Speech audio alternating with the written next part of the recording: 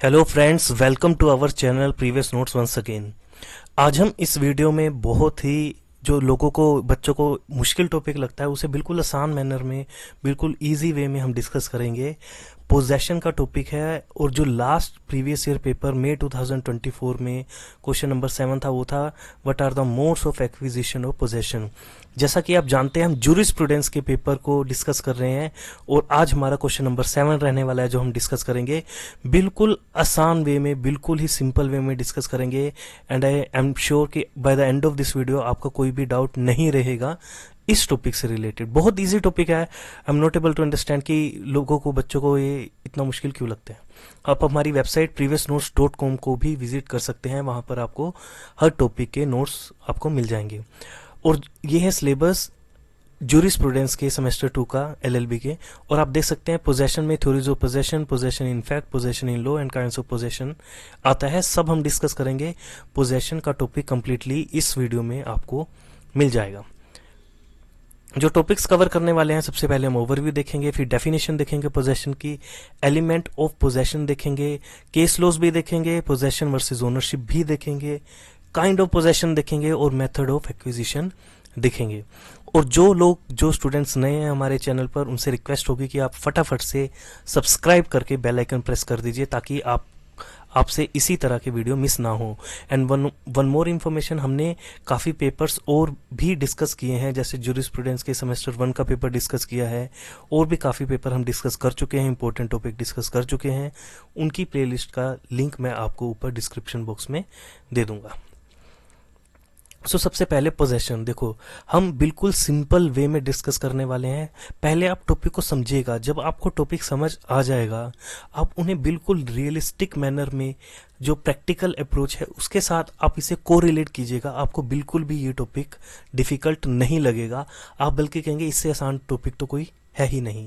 देखिए पोजेशन क्या है, आप सिंपल वे में, what is possession for you, मतलब कि आपका अगर किसी चीज पर कंट्रोल है, से सपोज आपके हाथ में लैपटॉप है, तो आपका उस पर्टिकुलर लैपटॉप पर कंट्रोल है, फिजिकली कंट्रोल है उस पर्टिकुलर ऑब्जेक्ट पर, तो वो क्या है, पोजेशन है। लेमैन टर्म में it means the physical control over a thing. ये एक बिल्कुल ही आसान शब्दों में मैंने बताया। पोजेशन से क्या पता चलता है, एक रिलेशन पता चलता है एक व्यक्ति का और एक वस्तु का। यानी कि पोजेशन जो है वो मोस्ट फंडामेंटल रिलेशन है एक वस्तु का और एक व्यक्ति का। ठीक है, पहली दो तीन चीजें आप ध्यान रखिएगा। ये क्या है, एक एविडेंस भी है ओनरशिप का। इसे 9/10 ऑफ लॉ भी कहा जाता है। इवन लॉ के नजर में भी अगर जिस पर्सन के पास किसी चीज का पोजेशन है उसी को ही ओनर मान लिया जाता है। और इंटरेस्टिंगली जो बर्डन है प्रूफ का कि ये पर्टिकुलर पर्सन उस वस्तु का, उस ऑब्जेक्ट का ओनर नहीं है, ये किसके ऊपर होगा, जो ये कह रहा है कि ये इसका ओनर नहीं है। यानी कि अगर आपके पास किसी भी चीज का पोजेशन है, आपके पास कोई मोबाइल है, अगर आपने वो चुराया है, कोई पर्सन कहता है कि ये चोरी का फोन है, ये इसका नहीं है, तो प्रूफ किसे करना पड़ेगा, उसी को प्रूफ करना पड़ेगा। क्यों? क्योंकि पोजेशन इतना बड़ा एविडेंस है ओनरशिप का। लॉ के नजरिए में भी इसे बहुत बड़ा ये एविडेंस माना जाता है। ठीक है, पोजेशन से पता चलता है कि who is the real owner. 9/10 तो तभी प्रूफ हो जाता है कि दिस इज द ओनर। ठीक है, सालमन ने क्या कहा है, the possession of a material object is the continuing exercise of a claim to the exclusive use of it. यानी कि ये एक कंटिन्यूस एक्सरसाइज है, यानी कि कंटिन्यूसली ये एक्सरसाइज है जिससे आप क्लेम करते हैं उसके एक्सक्लूसिव यूज का। मान लीजिए आपके पास लैपटॉप का एग्जांपल लिया, अगर आपके पास पोजेशन है लैपटॉप का, तो आप क्लेम कर रहे हैं कि मैं इस लैपटॉप को कंटिन्यूसली एक्सक्लूसिवली यूज करूंगा, हर तरीके से यूज करूंगा, ये आप ये आप बता रहे हैं। ठीक है, सेविग्नी ने क्या कहा है, ये बहुत ही important, one of the most important definition जो जितने भी ज्यूरिस्ट ने दी है, सबसे इंपॉर्टेंट इनकी डेफिनेशन है। और इसी डेफिनेशन से जो है हमारे एलिमेंट ऑफ पोजेशन भी निकल के आते हैं। ठीक है, अभी तक हमने क्या डिस्कस किया, पोजेशन क्या है। पोजेशन क्या है, एक physically control over a thing है। ये रिलेशनशिप बताता है मैन और थिंग का, और ये इंटेंशन है, एक्सरसाइज है फिजिकल कंट्रोल करने की। प्राइमा फेसिया ये एविडेंस है ओनरशिप का। और कंटिन्यूसली ये क्या, कंटिन्यूसली एक एक्सरसाइज है to claim the exclusive use of it. ठीक है, अब सेविग्नी से आप कह सकते हैं इनडायरेक्ट वे में एलिमेंट ऑफ पोजेशन डिस्कस करने जा रहे हैं। सेविग्नी ने क्या कहा, द फिजिकली कंट्रोल, जिसे हम कॉर्पस कहेंगे, अब से डिस्कस करेंगे अभी, over a thing with the intention of holding it as one's own. अब इसको बहुत ही ध्यान से देखिएगा। सेविग्नी ने दो चीजें कही पोजेशन में, एक कि फिजिकली कंट्रोल होना चाहिए और दूसरा इंटेंशन भी होनी चाहिए उसको होल्ड करने की। यही हमारे एलिमेंट है पोजेशन के, कि corpus of possession and animus possidendi, ये दो चीजें हैं जो एलिमेंट है। देखिए सबसे पहले, अब आपको क्लियर होता जाएगा, हम डिस्कस करेंगे अभी। पहली चीज, अब लैपटॉप है मेरे पास फिजिकली कंट्रोल है उस चीज का, और मेरी इंटेंशन भी होनी चाहिए उसको यूज करने की। अगर मान लीजिए मेरी इंटेंशन नहीं है तो क्या वो उसका पोजेशन में होगा? मान लीजिए मैं रूम में हूँ और लैपटॉप पड़ा हुआ है, दो मेरे पोजेशन में है, लेकिन मेरी कोई इंटेंशन ही नहीं है उसे यूज करने की, वो महीनों से पड़ा हुआ है और फिर कोई आकर ले जाता है या कुछ भी हो जाता है, तो ये मैटर ऑफ कंसर्न होगा। डेफिनेटली ये एक फैक्ट होगा। जब कोर्ट में अगर ये मामला जाता है तो कोर्ट में कहा जाएगा ये तो ऐसे ही पड़ा हुआ था, इनकी तो इंटेंशन ही नहीं थी, और ये एक बहुत बड़ा रोल प्ले करती है। अभी हम केस लॉ डिस्कस करेंगे तब भी आपको पता चलेगा कि जो एनिमस है वो कितना इंपॉर्टेंट एलिमेंट है पोजेशन का। ये एक मेंटल और सब्जेक्टिव एलिमेंट है पोजेशन का, जिसे एनिमस पोसिडेंडी कहा गया है। यानी कि दोनों चीजें होनी चाहिए आपके पास, आपका फिजिकली कंट्रोल होना भी जरूरी है और आपकी मेंटली आपकी इंटेंशन होनी भी जरूरी है कि मैं इसे कंट्रोल करूं, इसका एक्सक्लूसिव यूज करूं। ठीक है, अभी हम नेक्स्ट है, it's a conscious intention of the possessor to exclude other from interfering with the right of possession. ये कैसी इंटेंशन है? ये एक इंटेंशन है जिससे आप एक्सक्लूड करते हैं बाकी सबको, ताकि कोई इंटरफेयर ना करे आपके पोजेशन में। ठीक है, पोजेशन फिजिकली कंट्रोल है, एलिमेंट दो हैं, एनिमस कॉर्पस एंड एनिमस पोसिडेंडी। ठीक है, अब केस लॉ से आपको बिल्कुल क्लियर हो जाएगा कि किस तरह से ये दोनों मेंटल एलिमेंट कितने मायने रखते हैं। ठीक है, फर्स्ट है मैरी वर्सेस ग्रीन। अब इसे टेबल सीक्रेट ड्रॉअर केस भी कहा जाता है। क्या होता है, एक पर्सन जो है एक टेबल खरीदते हैं, ठीक है, ऑक्शन से वो टेबल खरीदते हैं, उसकी ड्रॉअर में वो बाद में देखते हैं कि बहुत सारा पैसा रखा हुआ है, बहुत सारा एक पर्स रखा हुआ है जिसमें बहुत सारा पैसा रखा हुआ है। बाद में वो क्लेम करते हैं और वो उस पैसे को रख लेते हैं। मामला जाता है कोर्ट में उन्हें एक थीफ और ये एक थेफ्ट का मामला के रूप में उन्हें गिल्टी पाया जाता है, गिल्टी कहा जाता है। क्यों? क्योंकि कोर्ट कहते हैं जब उन्होंने टेबल ली, ठीक है, उनके पास जो एनिमस था, यानी कि सबसे पहले जो फिजिकली जो हमने अपने डिस्कस किया ना, कॉर्पस एंड एनिमस, ठीक है, तो एनिमस ही नहीं था किस चीज का, जो पर्स था उससे रिलेटेड, यानी इंटेंशन ही नहीं थी उसकी, उन्होंने तो ऑक्शन में टेबल ली। तो कोर्ट ने ये कहा कि क्योंकि उनकी इंटेंशन नहीं थी और उन्हें नहीं पता था, तो इसलिए ये जो है जिस पर्सन ने वो बेचा है, जिस पर्सन का था, जो जिसका पर्स रह गया था, वही उसका असली हकदार है। लेकिन एक उल्टा केस इससे हना वर्सेस पील का है। इसमें क्या होता है कि एक डिफेंडेंट है जो इस केस के, वो एक घर खरीदते हैं लेकिन उसे कभी ऑक्यूपाई नहीं करते। ऑक्यूपाई ना करने की वजह से वो गवर्नमेंट के पास चला जाता है। पुराने रूल कुछ इस तरह से रहे होंगे, वो गवर्नमेंट के पोजेशन में चला जाता है और गवर्नमेंट एक सोल्जर को वो घर दे देती है। जब सोल्जर वो रहता है तो उसे एक ब्रोच मिलता है एक विंडो से, उस घर की एक विंडो से, वो बाद में पुलिस को देते हैं और पुलिस भेज देती है। इन द एंड जो सोल्जर है वो क्लेम करता है कि इस पर तो मेरा हक होना चाहिए। जब पता लगता है कि उस ब्रोच मिला है और उसकी बहुत अच्छी वैल्यू थी मार्केट में, तो डिफेंडेंट आते हैं, कहते हैं जी इस पर मेरा हक होना चाहिए। अब देखिए, कायदे में तो जिसका घर है, घर से कुछ चीज मिली है तो कायदे में तो उसका हक होना चाहिए, लेकिन कोर्ट यहाँ कहते हैं आपकी तो एनिमस ही नहीं थी, आपकी तो इंटेंशन ही नहीं थी, आपको तो पता ही नहीं था कि ये ब्रोच है, और ना आपने कभी ऑक्यूपाई किया, यानी कि ना उन्होंने खरीदा जरूर लेकिन उसे ऐसे ही ना ऑक्यूपाई करा कई सालों तक, वो गवर्नमेंट के पास भी चला गया और सोल्जर भी रहने लग गए, बाद में मिला। तो कोर्ट ने कहा कि आपकी जो इंटेंशन है वो नहीं थी, तो आप इसके हकदार नहीं हो, आपको इसका पोजीशन नहीं मिलेगा।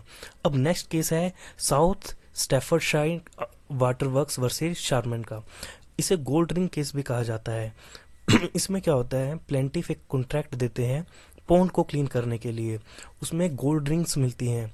तो कंपनी कहती है जो उसकी सफाई कर रही थी कि इस पर तो मेरा हक है, क्योंकि जो ओनर है उसे तो पता ही नहीं था, उन्होंने ये लॉजिक लगाया है।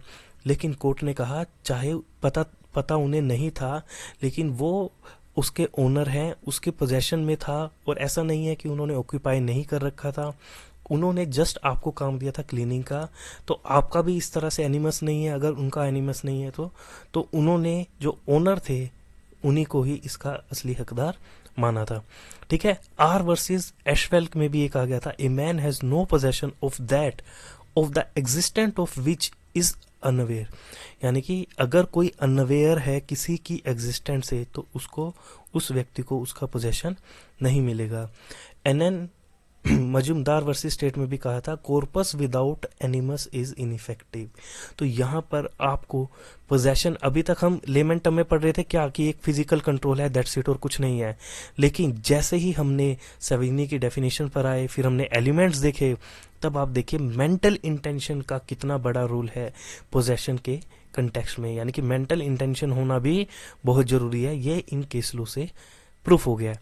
अभी तक हमने क्या डिस्कस किया, पोजेशन क्या है, एलिमेंट्स क्या है, और उनके केस लॉ देखे। अब पोजेशन और ओनरशिप में क्या डिफरेंस है, वो भी कभी कभी क्वेश्चन में आ जाता है, और हमें जनरल डिफरेंस तो पता ही होना चाहिए।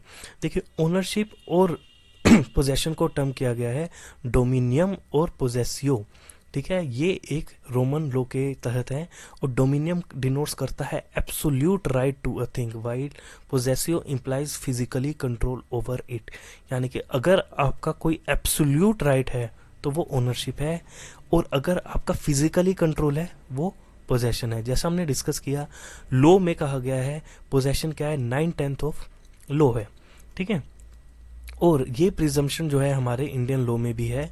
अगर आप इंडियन एविडेंस एक्ट देखेंगे सेक्शन 110, तो उसमें burden of ownership as to burden of proof as to ownership किसका है, उसी का है जो कह रहा है कि ये उसका ओनर नहीं है। तो जैसा हमने अभी डिस्कस भी किया था, ये हमारे इंडियन एविडेंस एक्ट में भी है। ठीक है, अब काइंड्स ऑफ पोजेशन हम बिल्कुल ब्रीफ में डिस्कस करेंगे, क्योंकि हमारा टॉपिक है कि मोड्स क्या हैं एक्विजिशन के, वो भी आपको इस तरह से समझाया जाएगा, इस तरह से डिस्कस किया जाएगा, आपका कोई भी डाउट नहीं रहेगा। ठीक है, सबसे पहले काइंड्स ऑफ पोजेशन। सबसे पहले कॉर्पोरियल पोजेशन। कॉर्पोरियल क्या होता है, that can be perceive, which is tangible, which is clear, जो दिखता है कि हाँ ये चीज है। अगर मेरे हाथ में मोबाइल है तो दिखता है कि हाँ मेरे हाथ में मोबाइल है और मैं इसको पोजेस करता हूँ। अगर मेरा घर है तो वो दिखता है गाड़ी है वो दिखती है, तो वो कॉर्पोरियल पोजेशन है। इन कॉर्पोरियल पोजेशन क्या है, जो नहीं दिखता है, लाइक ट्रेडमार्क्स हो गए, कॉपीराइट्स हो गए, ये सब क्या है, ये सब पोजेशन में तो हैं किसी व्यक्ति के, लेकिन इसे परसीव नहीं किया जा सकता, ये इंटेंजिबल थिंग्स है। ठीक है सॉरी। अब ये बहुत इंपॉर्टेंट है, मीडिएट एंड इमीडिएट। देखिए, मीडिएट क्या है, जो एक मीडिएटर के थ्रू आपको पोजेशन मिला है, और इमीडिएट पोजेशन क्या है, डायरेक्ट पोजेशन कहा जाता है। मेरे हाथ में मोबाइल है, ये एक मेरा डायरेक्ट पोजेशन है। अगर यही मोबाइल मैंने अपने फ्रेंड को दे दिया यूज करने के लिए, तो वो मेरा एक इनडायरेक्ट पोजेशन है। पोजेशन मेरा ही है, मैंने अपने दोस्त को दिया है। इसी तरह से जब हम वैले में पार्किंग करते हैं अपनी कार को, हमने की दे दी, जो भी उस पार्किंग को देख रहा है, जो उसकी देखरेख कर रहा है, इट डजंट मीन कि उसी का ही पोजेशन है। हमारा क्या हो गया, मीडिएट पोजेशन है उसके थ्रू। अगर हमारा घर है, हमने किराएदार रख रखे हैं, तो किराएदार के थ्रू हमारा उस हाउस पर मीडिएट पोजेशन है।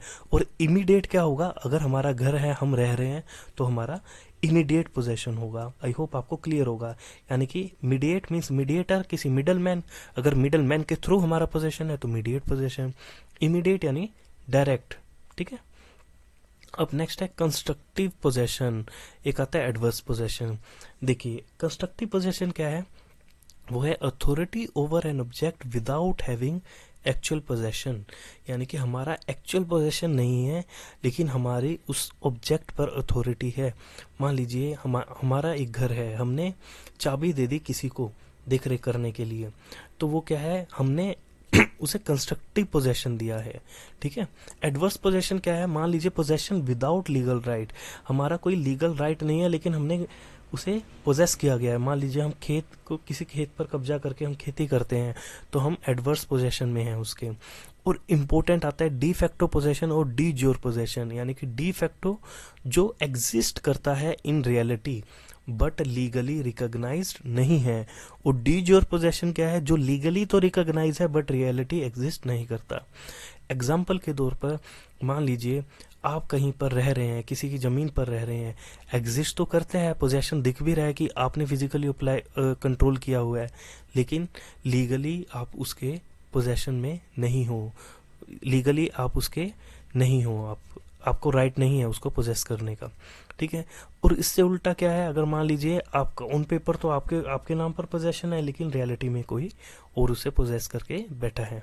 तो ये इन शॉर्ट 8 तरह के पोजेशन है, ठीक है। अब मोड्स देखिए, मोड्स बिल्कुल ही सिंपल वे में हम डिस्कस करेंगे, आपको कोई डाउट नहीं रहेगा। 3 तरह के मोड्स हैं, पहला by taking, second by delivery and third by operation of law. By taking को आप ये भी कह सकते हैं जो विदाउट कंसेंट पोजेशन लिया गया है, ठीक है। बाय डिलीवरी यानी कि विद कंसेंट दिया गया है, और ऑपरेशन ऑफ लॉ यानी कि कानून के तहत पोजेशन दिया गया है। अब देखिए, आप जनरली प्रैक्टिकली अप्रोच में देखिए, आप किसी भी चीज़ का पोजेशन कैसे ले सकते हैं। टेकिंग, या तो आप उसे ले सकते हैं, जैसे मान लीजिए मेरे हाथ में मोबाइल है, आप मोबाइल छीन सकते हैं, उसे टेक कर सकते हैं। डिलीवरी दूसरा है कि मैं खुद ही आपको मोबाइल दे दूं, लो जी आप ले लो मेरी मर्जी से, पहले में मेरी मर्जी नहीं थी। और तीसरा, आप केस लड़ते हैं कि मेरा मोबाइल है और आप जीत जाते हैं, तो लो मेरे को कहते हैं कि दे दिया जाए इस पर्सन को, और मैं दे देता हूँ। ये 3 तरह के पोजेशन है, सॉरी एक्विजिशन है ऑफ पोजेशन के। अब इनको डिटेल में जो टर्म्स यूज की हैं उसके हिसाब से देखेंगे, और इनके भी क्या टाइप्स हैं वो भी डिस्कस करेंगे। पहला हमने देखा बाय टेकिंग। देखिए, अब इसमें बाय टेकिंग में क्या है, आप पोजेशन ले रहे हो बिना कंसेंट के ऑफ द प्रीवियस ओनर और पोजेसर, यानी कि जो पिछला पोजेसर है या ओनर है उसके कंसेंट नहीं है, लेकिन आप उससे ले रहे हो, एक्विजिशन कर रहे हो। अब ये एक राइटफुल भी हो सकता है, रॉन्गफुल भी हो सकता है। राइटफुल कैसे हो सकता है, मान लीजिए आपने अपनी वॉच दी ठीक कराने के लिए, आपने पैसे नहीं दिए उसे जो उसके बनते थे, और वो आपकी वॉच को रख लेता है एज ए सिक्योरिटी, और कहता है जब तक आप पैसे नहीं दोगे मैं रख रहा हूँ। तो ये एक राइटफुल एक्विजिशन है पोजेशन का। अब रॉन्गफुल कैसे है, कोई छीन लेता है आपकी वॉच, तो वो एक रॉन्गफुल पोजेशन है, सिंपल सी बात है, ठीक है। और अगर मान लीजिए, ये नेसेसरी नहीं है कि वो पहले किसी के पोजेशन में हो, ये भी तो हो सकता है कि वो किसी के साथ भी बिलोंग ना करता हो, उसे बोलते हैं रेस नल्लिस, यानी कि वो किसी से भी बिलोंग नहीं करता था। आपको सड़क पर कोई चीज़ मिल जाती है, आपको नहीं पता वो किससे बिलोंग कर रहा था, आपने देखा, आपने उठा लिया, वो किसी के पोजेशन में नहीं था। तो ये 3 तरह से हो सकता है। अगर किसी के पोजेशन में नहीं है तो रेशनलिस है, और अगर आप बिना कंसेंट के ले रहे हैं प्रीवियस ओनर के, तो वो राइटफुल हो सकता है और रॉन्गफुल हो सकता है। आई होप यहाँ तक आपको क्लियर है। अब नेक्स्ट आता है बाय डिलीवरी। अगर मान लीजिए जो पर्सन है वो डिलीवर कर देता है, it is the acquisition of the possession with the consent of the previous owner, यानी कि प्रीवियस ओनर ने कंसेंट दी और डिलीवर कर दिया। एक्चुअल डिलीवरी क्या है, एक्चुअल डिलीवरी उसने एक्चुअली आपको दे दिया, मेरे हाथ में मोबाइल था, मैंने अपनी कंसेंट से आपको दे दिया, हो सकता है आपने खरीदा हो, आपने पैसे पे किए, मैंने आपको दे दिया, ये है एक्चुअल डिलीवरी। और दूसरा होता है कंस्ट्रक्टिव डिलीवरी। कंस्ट्रक्टिव डिलीवरी में क्या होता है, कंस्ट्रक्टिव डिलीवरी में भी 3 टाइप्स होते हैं, हम डिस्कस करते हैं वन बाय वन। पहला है ट्रेडिशियो ब्रेवी मनु। अब इसमें क्या है, देखिए जितने ये टर्म्स आपको डिफिकल्ट लग रही हैं, बिल्कुल भी डिफिकल्ट नहीं है, ध्यान से हम डिस्कस करेंगे, बिल्कुल ईजी है, कुछ भी नहीं है इसमें, ठीक है। ये क्या है, it is a giving a possession to someone जो who already has the immediate possession of the thing. यानी कि मान लीजिए मेरा फोन है, ठीक है, मेरा भाई यूज कर रहा है, एक्चुअल में मैंने खरीदा था, वो यूज कर रहा है। अब एक्चुअल में आप इसके डिलीवरी नहीं कर रहे हो, आप अपना गिव अप कर देते हो पोजेशन, अब कहते हो ले भाई तू ही यूज कर ले, ठीक है। इस फोन का इमीडिएट पोजेशन किसके पास है, मेरे भाई के पास था, आपने अपना पोजेशन गिव अप कर दिया, तो ये हो गया ट्रेडिशियो ब्रेवी मनु। यानी कि जब कोई पर्सन अपना पोजेशन गिव अप कर देता है, उस पर्सन को जो पर्सन है जिसको आपने गिव अप किया वो इमीडिएट पोजेशन में था उस थिंग के, ठीक है, तो इसे बोलेंगे ट्रेडिशियो ब्रेवी मनु। क्लियर है। अब दूसरा है कॉन्स्टिट्यूटम पोजेसोरियम, ठीक है। इसमें क्या होता है, the mediate possession is transferred. Mediate, अब हमने इमीडिएट और मीडिएट देखा था, मीडिएट मीन्स मीडिएटर के through, and immediate possession remains with the transferee. Example देखते हैं फिर इस पर आते हैं, बिल्कुल क्लियर हो जाएगा। मान लीजिए A owns a house but agrees to sell it to B. मान लीजिए मैं एक घर को ओन करता हूँ और मैंने मन मना लिया कि मैं ये बी को बेचूंगा। जैसे ही मैंने बी को बेचा, ठीक है, मैंने बी से ही रेंट पे ले लिया। अब एक्चुअल इमीडिएट पोजेशन पहले भी मेरे पास था, अब भी मेरे पास है, लेकिन मीडिएट पोजेशन ट्रांसफर हो गया। मीडिएट पोजेशन किसके पास चला गया? जिसने इसे खरीदा था। समझ रहे हैं बात को? मेरा घर है, मैंने बेच दिया, बाद में मैं किराए पे रहने लग गया, पहले भी इमीडिएट पोजेशन मेरा ही था, बेचने के बाद भी इमीडिएट पोजेशन मेरे पास ही है, दो मैं टेनेंट की तरह रह रहा हूँ। इसमें क्या होगा? सिर्फ मीडिएट पोजेशन ट्रांसफर हुआ। अब ये क्या कंस्ट्रक्टिव डिलीवरी है, आपने डिलीवर तो कर दिया, लेकिन क्या हुआ? पोजेशन तो आपके पास ही है। कंस्ट्रक्टिव हमने डिस्कस किया था ना, किसी चीज के थ्रू आपने चाबी दे दी किसी को कि अपने हाउस की चाबी दे दी, लेकिन लेकिन आप पेपर्स पर तो आप ही का हकदार है ना, आप ही उसके ओनर हो। तो ये कंस्ट्रक्टिव पोजेशन माना जाता है, और ये कंस्ट्रक्टिव डिलीवरी में ही इसे हम डिस्कस कर रहे हैं। ठीक है। तीसरा है अटोनमेंट। अब इसमें क्या है? There is a transfer of mediate possession while immediate possession is in the hand of A third person. अब इसमें क्या है? आपने मीडिएट पोजेशन तो ट्रांसफर कर दिया, लेकिन इमीडिएट पोजेशन किसके पास है? थर्ड पर्सन के। मान लीजिए, एग्जांपल से समझते हैं, मान लीजिए मैं एक हाउस का ओनर हूँ, ठीक है, वहां पर किराएदार रहते हैं, मैंने अपना हाउस बेच दिया अपने दोस्त को। अब मीडिएट पोजेशन तो उसके पास चला गया, लेकिन इमीडिएट पोजेशन किसके पास है? जो पहले से ही रह रहा था, थर्ड पर्सन था जो। समझ रहे हैं? तो क्या हुआ? ये ट्रांसफर तो हो गया, लेकिन टेनेंट वहीं रहता है, इमीडिएट पोजेशन उसी के पास ही है। ठीक है, सिर्फ मीडिएट पोजेशन ट्रांसफर हुआ है, इसे अटोनमेंट कहते हैं। ठीक है। अब ये था डिलीवरी। डिलीवरी हमने देखा, एक तो एक्चुअल डिलीवरी, मैंने दे दिया, आपने चीज ले ली, तो वो होगी एक्चुअल डिलीवरी। दूसरा होता है कंस्ट्रक्टिव डिलीवरी। उसमें हमने तीन चीजें डिस्कस की। पहला, हमने गिव अप कर दिया पोजेशन को। दूसरा, हमने मीडिएट पोजेशन ट्रांसफर किया, लेकिन इमीडिएट उसी के पास था। तीसरा, मैंने मीडिएट पोजेशन ट्रांसफर कर दिया, लेकिन इमीडिएट थर्ड पर्सन के पास ही था जो वहां रह रहा था। आई होप आपको बाय डिलीवरी से भी mode of acquisition of possession clear होगा। और थर्ड तो बिल्कुल सिंपल ही है, बाय लॉ, यानी कि possession can be acquired by the operation of law also, like in a case of adverse possession end of succession. यानी कि कोई एडवर्स पोजेशन में है, सक्सेशन में है, तो उसमें अगर वो possession can be acquired by the operation of law. ठीक है, लॉ के कानून की मदद के तहत ये किया जा सकता है। कैसा लगा आपको वीडियो प्लीज़ बताइएगा ज़रूर, और हमारे चैनल को सब्सक्राइब करना मत भूलिएगा। लाइक कीजिएगा, शेयर कीजिएगा, एक जस्ट हमें मोटिवेशन देता है, अदरवाइज कोई भी मोटिवेशन नहीं आता कि क्यों करें हम काम ऐसे ही। ठीक है, thanks for watching this video and bye bye for now.